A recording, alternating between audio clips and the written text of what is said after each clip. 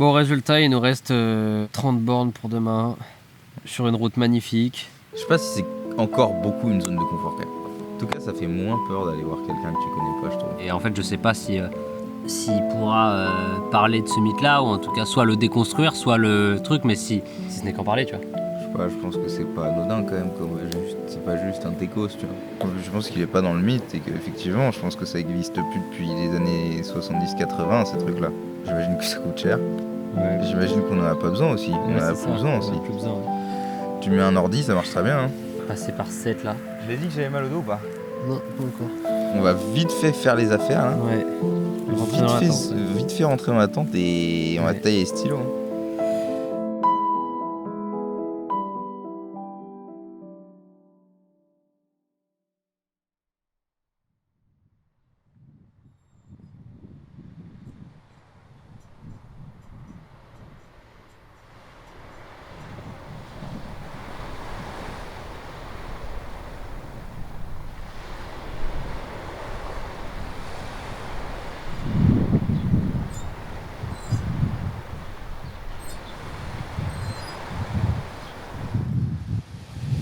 Ah non, j'ai pas du tout de fantasme, comme je te l'ai expliqué, moi, il n'y avait pas de fantasme, moi, c'est le hasard.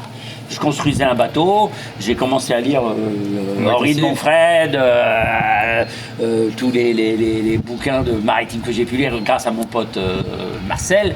Donc je me suis passionné, je me suis dit, construire un bateau, enfin, traverser l'Atlantique, je m'envoyais, tu vois, ce genre de truc un petit peu. Et je m'étais inscrit à l'époque, c'était en Bretagne. Il y avait un FPA, ça s'appelait, je ne sais pas si ça existe encore ça. Et il faisait de la réparation navale. C'était un truc, tu allais 9 mois en formation et tu apprenais tout sur les bateaux. Donc je m'étais dit, je vais m'inscrire à cette formation. J'ai été à la NPE, puis j'ai vu électromicien, gardien de phare, je sais que ça, tout va. Je dis, bon, concours administratif. Je dis, au moins, j'en passe rien. Je passerai au moins un concours. J'en ai passé qu'un. Et finalement, j'ai pris quand même un bateau. C'est un phare quand même, un bateau. C'est un bateau fixe, mais c'est quand même... Cerbère, c'est un feu de jalonnement, comme on dit. T'es mieux dans le système, en général, par département, t'as un grand phare. Donc là, quand tu montes, t'as le phare de Béarn pour les Pyrénées-Orientales. Pour l'Aude, t'as le phare de Leucate. Pour l'Hérault, t'as le Mont-Saint-Clair et t'as un petit feu au Cap d'Agde, qui est aussi un feu de jalonnement. Voilà. Mais bon, en 86, il y avait encore 1600 ou 1700 personnes qui travaillaient au phare et balises. Aujourd'hui, sur les 250, c'est pour moi le bout du monde, 250 personnes. Avant, je dépannais jour et nuit, samedi, dimanche. Le feu d'entrée de Port-le-Cat était éteint la nuit, je partais la nuit, j'allais dépanner. Mais il me laissait faire, mais aujourd'hui, maintenant, travailler seul de nuit, comme ça, aller au bout de nuit, c'est même pas pensable. Ouais, c'est ça, c'est le mec. Ah oui, tout seul, tu peux plus maintenant. Et je pense que quand je partirai, l'organisation changera, c'est sûr que l'organisation changera. Il ne veut plus beaucoup de gens comme moi qui soient complètement autonomes.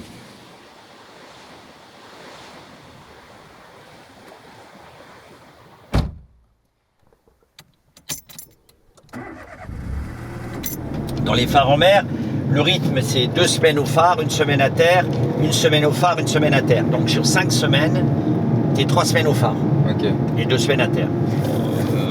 Le plus isolé, oui, Sénéto, c'était, même si on était en terre, c'était isolé. Mais tu pouvais y aller qu'en bateau. Hein. La première maison, quand tu étais au phare de Sénéto, c'était 2h30 de marche. Et j'ai fait un stage sur le phare d'Armen, qui est sur la chaussée de Saint. J'ai été à l'île de Saint aussi, au phare de l'île Vierge, pendant ma formation.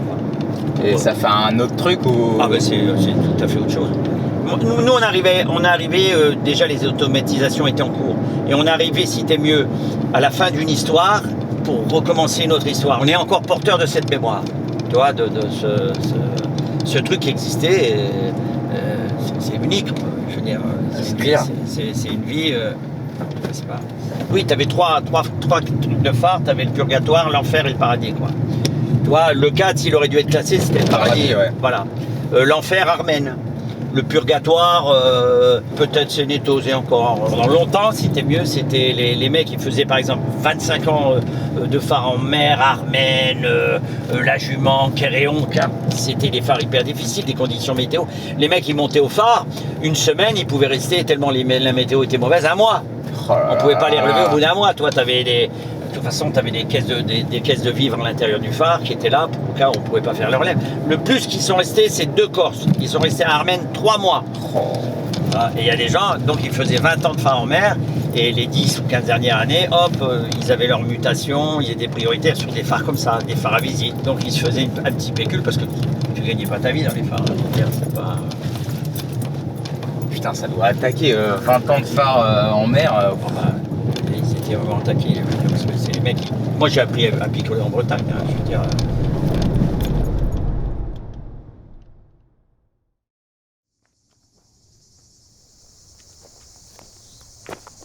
J'ai toujours ce temps. Ce matin, à 4h pile, j'étais médité, puis je suis arrivé à côté du grand arbre, et il y avait quelqu'un qui avait, tu vois, la planche de bois était recouverte de trucs. Il y avait quelqu'un qui avait tout nettoyé, et tu voyais plus que la planche de bois dessus. Et c'est quand j'ai regardé, j'ai dit, oh putain, il y a quelqu'un qui est passé, qui s'est mis assis, puis je me suis mis assis, et j'ai médité plus d'une demi-heure là, tranquille, tu vois. C'est comme tout, le matin quand tu te lèves, la première des choses qu'il faut, enfin moi, ce que j'essaye, je dis ça va être une belle journée. Tu dis, ouais, pourquoi pas sourire, pourquoi tout... Moi j'ai la chance, je prends les choses avec beaucoup de recul, c'est pas gênant. Je trouve que j'avais une vie plutôt vraiment une vie de merde quand je travaillais à l'usine de 6h à 2h et de 14h à 22h, même si j'avais tout ce qui, tu vois... Tu te le disais ça quand même À l'époque je rêvais, moi je sortais à 18h quand les chefs partaient, tout le monde partait, on sortait dehors avec... J'avais un pote qui s'appelait comment Jean-Michel, je crois, on sortait dehors, on disait putain, il faut qu'on se barre de cette boutique, là, on va pas rester. On savait déjà dans notre tête qu'on n'allait pas rester et qu'on n'allait pas. Et puis les choses se sont mises en place tout seul. Moi, c'était pas. Non seulement c'était un job qui me nourrissait pour l'argent, mais il me nourrissait surtout intellectuellement, spirituellement, c'était surtout ça. Cette partie-là, voilà, elle était importante, quoi, toi. Tu dis, oh putain, c'est comme ça, putain. Waouh, quelle chance, quel truc, quelle opportunité, putain. On était à l'époque, après, on était 350 gardiens de phare, putain. Il y a 50 millions de personnes, je suis dans les 350 gardiens de phare. Les pensées qu'on véhicule, c'est vachement important. Et quand tu te dis, vaut mieux le matin. Quoi qu'il t'arrive, il y a toujours quelque chose de positif. Il faut chercher, même si c'est négatif, il y a toujours une leçon à sortir, et il y a toujours quelque chose de positif qui va t'enrichir, tu vois. L'univers, il répond à tout. Et soyez-en conscients, hein, vraiment. Il répond à tout. Quand tu es un peu en désespoir ou en truc, quand tu commences à douter de toi, il t'arrive une petite perle comme ça pour te dire, allez, arrête de désespérer, la vie elle est belle, sois heureux, sois bien, la vie elle est belle, elle t'apporte ça. Et tu dis, oh, merci. Merci. Ouais, ça c'est beau, merci. Voilà. Mais c'est des cadeaux, t'en as tout le temps, mais on n'est pas conscient de ça.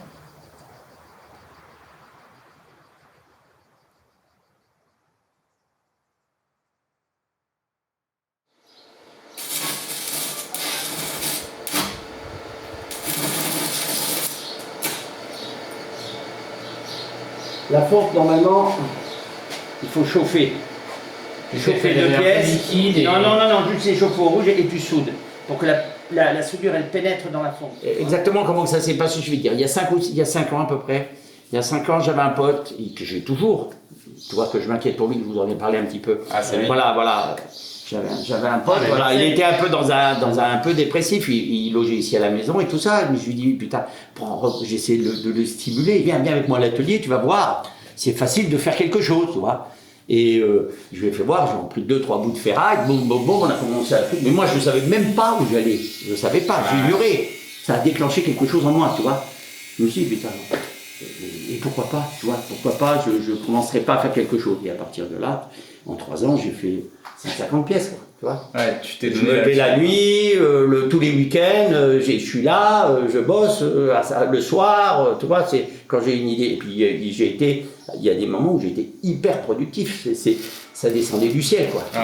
Tu vois, chaque pièce que je fais, je mets beaucoup de moi à l'intérieur, tu vois, je mets beaucoup de ce côté un peu spirituel, de ce côté, après je m'en fous, tu vois. Il y a des gens, il va se dire, moi, c'est un peu, mais j'en ai rien à foutre, tu vois, ça m'appartient, ça. Ouais. Ça m'appartient à moi. Au contraire, s'il y a des gens qui viennent et qui regardent et qui trouvent ça beau, je me dis, tiens, tu vois, la personne là, il y a quelque chose en connexion, elle, ouais. il y a quelque chose en elle qui fait qu'on est sur les mêmes vibrations. C'est comme ça qu'on peut voir, tu sais. Souvent, je suis surpris, moi, il y a des pièces que je fais, tu vois, je me dis, oh, ça va pas, tu vois, des trucs. Et puis, il y a des gens qui arrivent et puis qui regardent, oh putain, mais ça c'est bien, toi, toi. Je dis, putain, cette pièce-là, je n'aurais jamais pensé. Tu vois, qu'elle a trouvé la personne qu'il fallait. Et pourtant, elle a trouvé la personne qu'il fallait. Dans les 5 ans ou 10 ans qui viennent, tous des mecs comme moi, ils vont disparaître et il n'y aura plus rien. Ça, historiquement, des gens qui ont vécu l'école des phares et balises, l'école de tout ça et qu'on fait, il n'y en aura plus, quoi. J'ai 65 ans, je vais partir, donc c'est l'année prochaine. Mais je peux tirer encore 2 ans de plus, quoi. Ma vie va s'arrêter aux phares et balises, mais je suis parti sur un autre truc. Tu vois, tant que tu as des projets, tant que tu restes comme un enfant, tu vois, c'est important de rester comme un enfant. Je pense qu'il me reste encore beaucoup de choses à faire, tu vois, c'est pas la retraite qui va m'arrêter, je vais construire encore des choses et on est toujours dans le mouvement. Avec Janine, on est toujours dans cette espèce de mouvement de dire on va pas être des petits retraités, des petits machins. Non, moi ça peut pas. J'aimerais bien aller marcher vraiment pendant 1 mois ou 2 mois, faire les chemins de Compostelle pour me vider la tête. Ça, j'aimerais bien, c'est le genre de truc que j'aimerais bien faire, aller poser une tente n'importe où, dormir à la baie d'étoiles, tu vois. Après, il y a d'autres choses que j'aimerais bien faire, tu vois, au fond de moi-même. Je pense que là, je suis sur un trip de faire de la sculpture et je vais continuer à sculpter. Et je pense que je vais sculpter des plus grosses pièces ou je vais assembler des plus grosses pièces. Je pense que j'ai quelque chose à travailler là-dessus.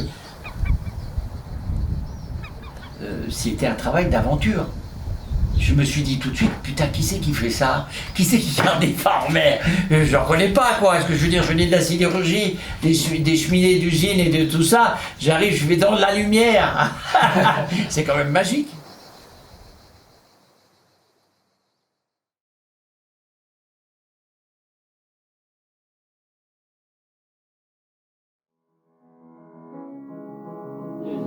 Si on dit qu'on est né en 2000, En 2000,